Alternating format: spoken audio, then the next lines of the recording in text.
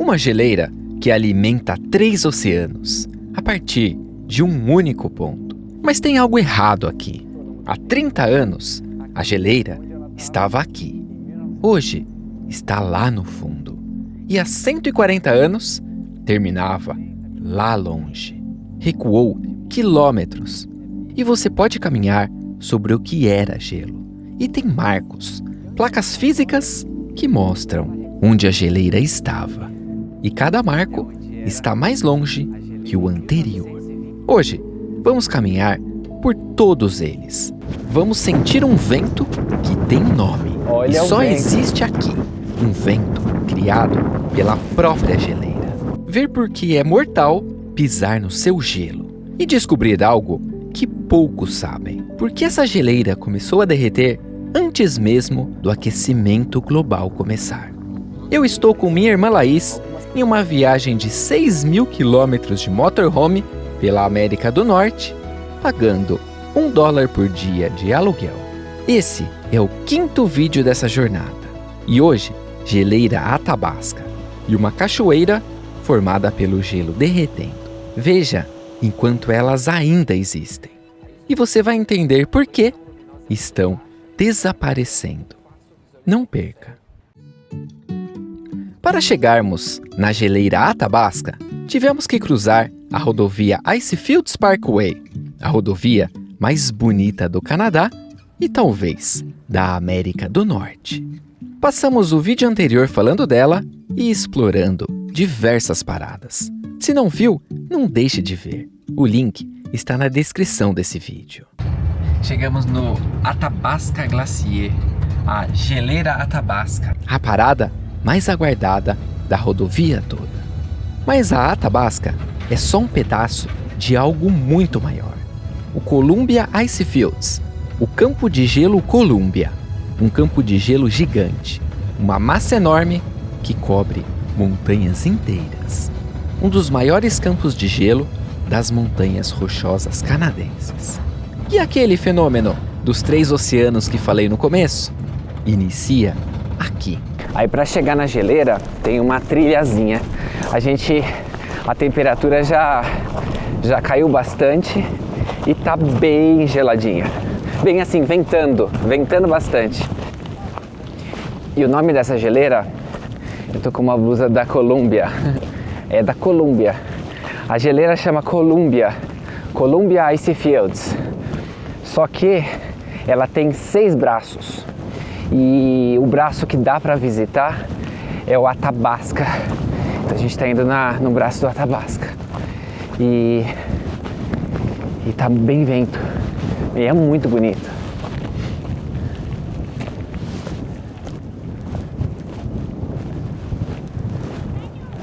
E olha que interessante, eu estava justamente falando do vento e a placa dá uma explicação do vento gelado que está vindo. Ela fala que o vento passa pela geleira, o vento resfria e o ar frio ele é mais pesado. Então ele vai escorregando para cá, por essa direção. Chama ventos catabáticos. E não sabia. Aí fala que no outono é mais significativo. Mas durante o ano todo você consegue sentir. E realmente é um vento muito frio. É lógico que tem um bloco gigante de gelo ali. Mas é uma diferença muito grande. Fala na placa que as geleiras têm o seu próprio meio ambiente, assim, você controla o seu próprio clima. Vento catabático. Eu nunca tinha ouvido falar disso antes. Mas faz sentido. Todo sentido. A geleira criando seu próprio clima, seu próprio vento. Resfria o ar desce e você sente. É quase como se estivesse viva. Como se a geleira estivesse respirando ar frio sobre você. Mas essa respiração não vai durar para sempre. A geleira está morrendo e vamos ver as provas disso. É uma bela de uma subidinha. Você viu que você acabou de passar o marco de 1982? Verdade. Aí aqui, essa geleira tem marcos desde lá de trás, das distâncias que ela está regredindo. Então, aqui é o marco de 1982. Não faz tanto tempo assim não.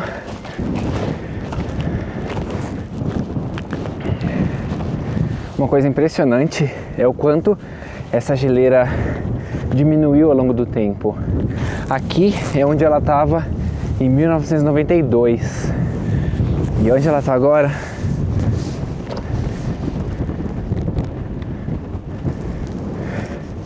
Aí eu vou passar na volta, mas aonde a geleira estava por volta de...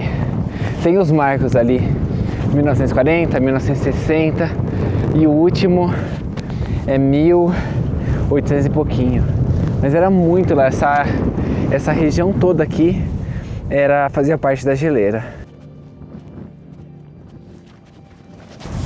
E tem um totem da Universidade de Waterloo, que daí eles pedem para você colocar o seu celular aqui, nessa posição aqui, e tirar uma foto. E daí eles colocam a foto que eu tirei.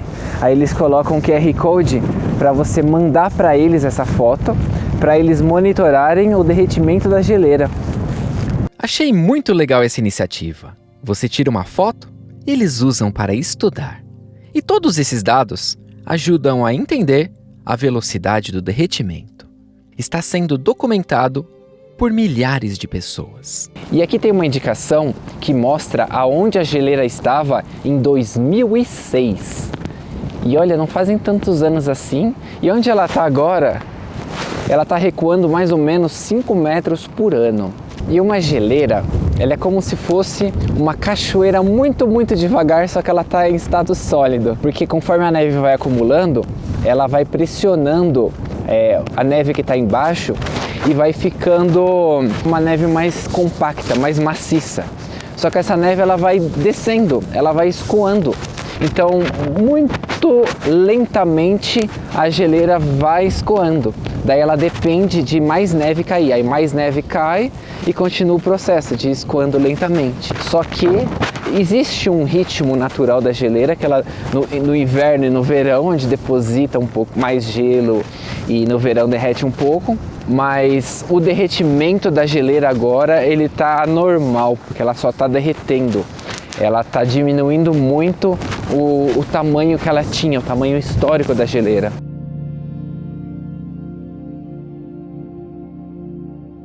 E aqui é a parte final da geleira, onde forma um rio. E os rios que nascem dessa geleira, eles desaguam em 3 oceanos diferentes. Que essa daqui é só um dos braços, que é o Athabasca.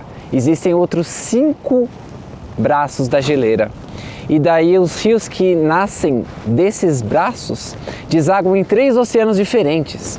Então tem rios que nascem aqui e desaguam no Atlântico, tem rios que nascem aqui e desaguam no Pacífico, e tem rios que nascem aqui e desaguam no Ártico. É muito fenomenal. É uma quantidade de gelo muito grande. Enquanto caminhamos, deixa eu esclarecer uma coisa. Eu usei a palavra geleira onde cabiam 2 termos, geleira e campo de gelo. Um campo de gelo é um tipo especial de geleira, muito maior, que forma uma enorme plataforma de gelo no topo das montanhas, como se fosse a mãe das geleiras. Dele se desprendem várias geleiras menores. E o campo de gelo Columbia dá origem a 6 geleiras: Athabasca, Kestelguard, Columbia, Dome, Studfeld e Saskatchewan.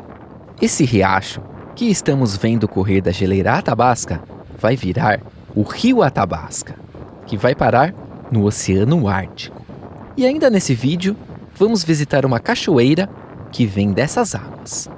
As águas que derretem da geleira Saskatchewan formam o rio Saskatchewan, que cruzamos no vídeo anterior quando estávamos passando pela Icefields Parkway.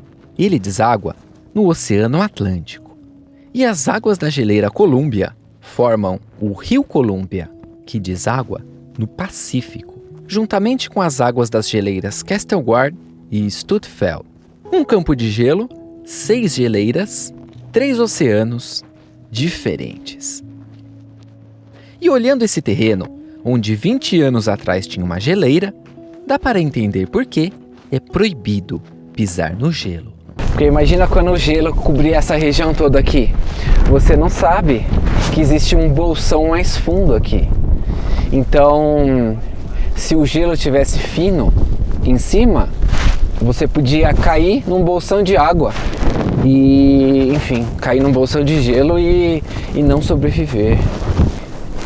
Embora seja proibido, eu vejo pessoas andando sobre a geleira. Mas acho que é assumir um risco desnecessário. Nossa ideia inicial era justamente andar sobre as geleiras, mas de forma correta e segura, com um guia. Tem um centro de visitantes perto daqui e eles têm ônibus especiais que conseguem andar sobre o gelo e levam você até um ponto seguro da geleira onde é permitido caminhar. Mas nos atrasamos na estrada e não deu tempo de fazer o tour. Então, não vou poder te mostrar como é andar pelo gelo hoje. Mas fica a promessa. Quando voltarmos para o Parque Nacional de Jasper, eu te mostro. Aqui dá pra ver muito como a água é turva.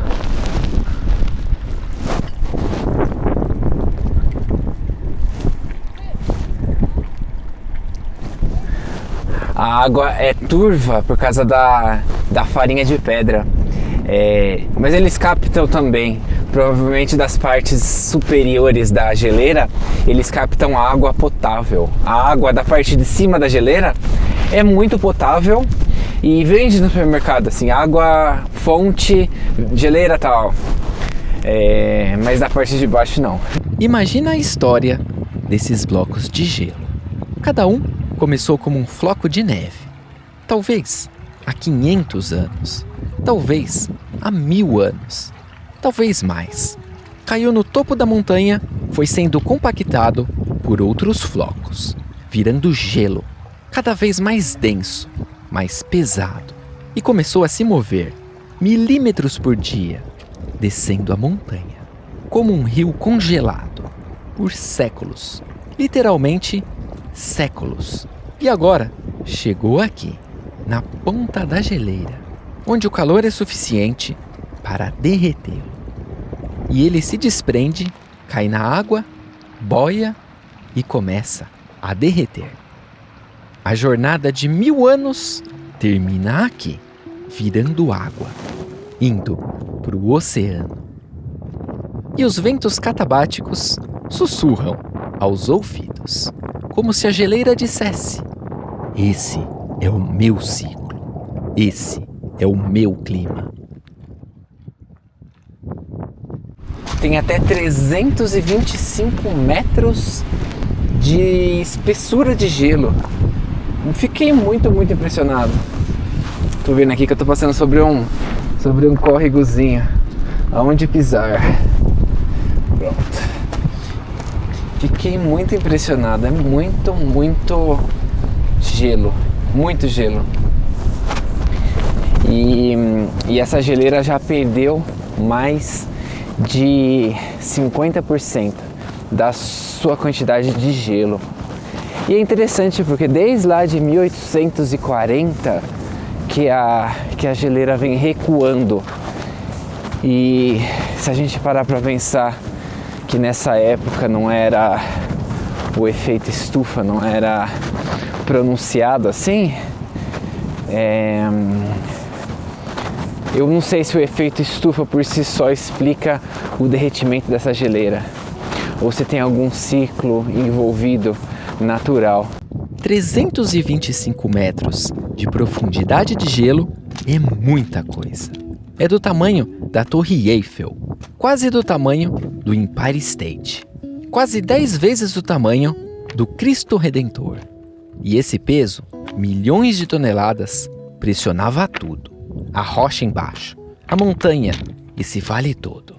E conforme o gelo se movia, ele ia raspando, moendo, esculpindo, criando esse vale, essa paisagem. E um detalhe interessante de ser observado aqui são as estrias nas pedras, que essas estrias, elas foram feitas pela erosão da geleira se movendo. Imagina a força que não é para fazer uma marca nessa pedra. Também, se você considerar a espessura de até 325 metros de gelo, é uma força muito, muito considerável.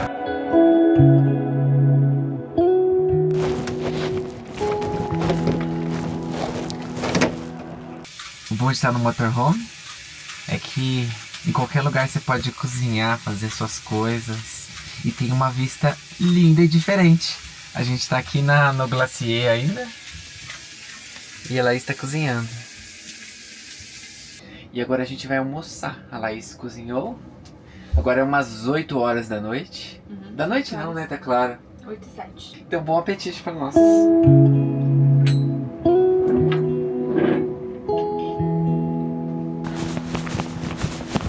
Eu vou caminhar um pouco agora para mostrar como era o glacier, como era a geleira nos últimos anos. Aí aqui sempre tem um riozinho vindo da água do degelo. Aí aqui tem o primeiro marco, que é de 1948. Vou seguir mais.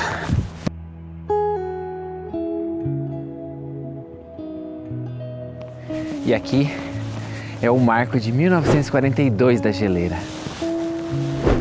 E tem um riozinho de degelo passando aqui.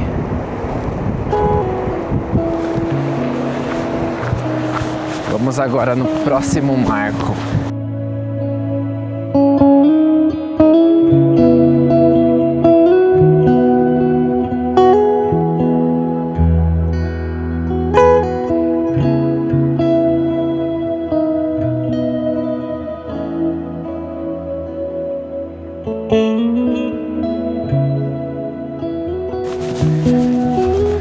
E aqui é onde era a geleira em 1925.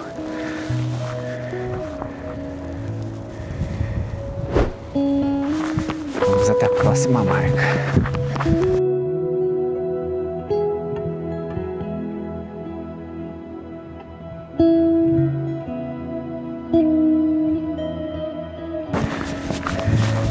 Aqui é a geleira, onde ficava a geleira em 1908.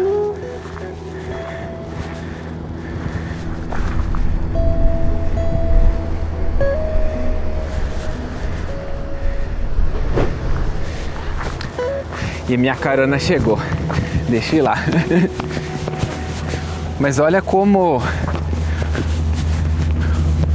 há muito tempo já essa geleira vem diminuindo. Aqui tem a marca de 1890. A geleira ficava até aqui em cima.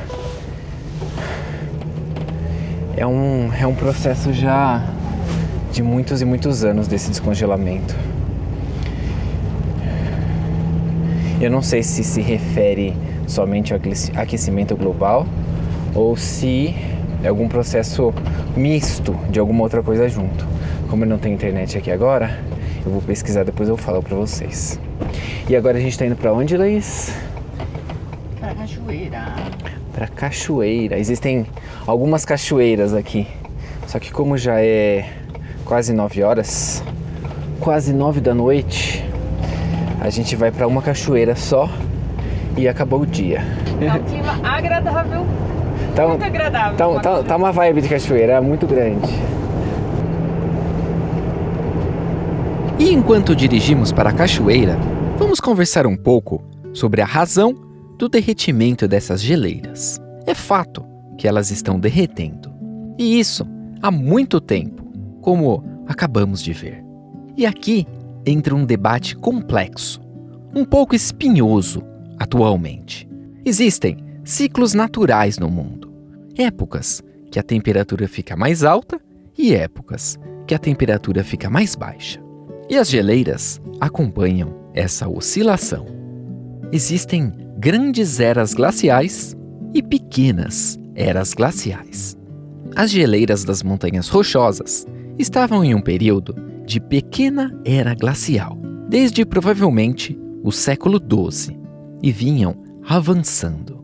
Atingiram seu máximo no meio do século XIX, e então começaram a recuar naturalmente. O fim de uma pequena era glacial. Mas aqui está o problema. Quando as montanhas rochosas começaram a ser exploradas e documentadas pelos europeus, a partir do século XIX, as geleiras estavam no auge do que nós conhecemos. E, concomitantemente nesse período, o impacto humano sobre o planeta aumentou enormemente e aumenta cada vez mais. E com dois fenômenos acontecendo ao mesmo tempo, um humano e um natural, como separar o que corresponde a cada um deles? Então, surgiu um embate.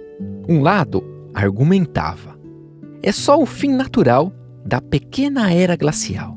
Sempre aconteceu. O derretimento é completamente natural. As geleiras estariam recuando de qualquer forma. O outro lado dizia: é 100% culpa humana. Estamos destruindo o planeta. O problema é difícil separar os dois fenômenos e principalmente quando você não tem dados de muito tempo atrás. Então, entraram em cena os estudos, com núcleos de gelo extraído das geleiras, com análise de anéis de árvores, com sedimentos oceânicos, com estatística, com modelos matemáticos rodando em supercomputadores. E um estudo publicado em 2014 na revista Science conseguiu separar os dois fenômenos. Os cientistas rodaram modelos climáticos globais com duas condições. Uma apenas com forças naturais e outra incluindo a influência humana. E o resultado, considerando todo o período desde 1851 até 2010, 160 anos no total, apenas 25% do derretimento era causado por atividade humana. 75% era natural, o fim da pequena era glacial. Mas quando os cientistas olharam especificamente para as últimas 2 décadas desse período, de 1991 a 2010, descobriram algo alarmante. A influência humana havia saltado para 69% do derretimento. As geleiras cruzaram uma linha invisível nos anos 1970. A partir daí, o derretimento acelerou muito além do que seria natural. E os dados são brutais. A geleira Pearl, que visitamos no vídeo anterior, perdeu 70% de sua massa nos últimos 50 anos. A geleira Athabasca, que visitamos, teve em 2024 um derretimento recorde, 9 metros em um único ano. Projeções científicas indicam que entre 60% e 80% do volume das geleiras canadenses desaparecerá até 2100. E essa perda é relativa ao ano de 2005, não ao início do derretimento. E aqui nas Rochosas, a perda pode superar 90%. E tem um detalhe crucial sobre as geleiras. Elas têm inércia térmica. São massas gigantescas que demoram de 10 a 50 anos para responder às mudanças climáticas. Isso significa que mesmo se o clima estabilizasse hoje, o que é improvável, as geleiras continuariam derretendo por décadas. Elas estão reagindo ao aquecimento dos últimos 30, 40, 50 anos.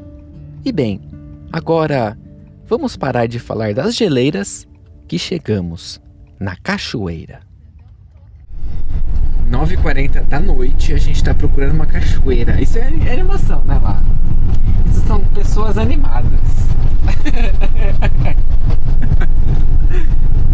O bom de escurecer tarde é que você pode fazer um monte de coisa.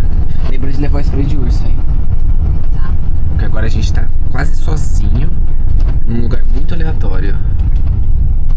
Não, tem uma pessoa, ela tem um carro. 2 carros.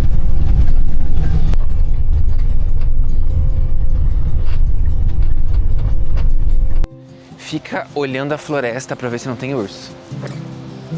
Que esse é o horário que eles saem. Estamos chegando na cachoeira San Wapita, as mesmas águas que vimos sair da geleira Athabasca. Em Stoney, língua indígena, significa água turbulenta linda! e faz jus ao nome. Água vindo direto das geleiras. E a água que você está vendo veio da geleira Athabasca, aquele riozinho que vimos nascer por volta de 50 quilômetros atrás. Olha o tamanho agora. Pelo caminho, recebeu a água de outras geleiras e ficou muito maior. E ainda vai percorrer uma longa distância até chegar no Oceano Ártico. E aqui é um precipício, olha. É até cercado. É cercado lá em cima para proteger as pessoas. Mas não podemos ficar muito tempo. A noite está chegando e com o escuro vem um problema. Se aparecer um urso, não vamos conseguir ver. E encontrar um urso nessas condições não é uma boa ideia. Então, vamos continuar nossa jornada rumo ao camping do Parque Nacional de Jasper. E você vai ver que tristeza que está por lá. Clima de desolação. Eu ainda não te contei, mas essa região aqui também é ótima para ver a aurora boreal. E recebemos um alerta de que ela seria visível esta noite. Será que veremos as luzes verdes da aurora? Nosso rumo depois vai ser a cidade de Drumheller, a capital mundial dos dinossauros. O lugar onde foram encontrados mais fósseis de dinossauros do que qualquer outro lugar no planeta. Não estamos falando de museus, estamos falando de ossos ainda saindo do chão. E no caminho, no próximo vídeo, vamos atravessar as imensas plantações de Alberta. Uma delas é particularmente interessante. É uma planta que foi literalmente inventada pelo homem. Não existe na natureza. Foi criada em laboratório. O nome dela é um código. Se você decifrar, descobrirá que significa óleo do Canadá. E aposto que você tem o óleo dessa planta na sua cozinha agora. Mas eu te conto tudo no próximo vídeo. Obrigado por assistir e até em breve.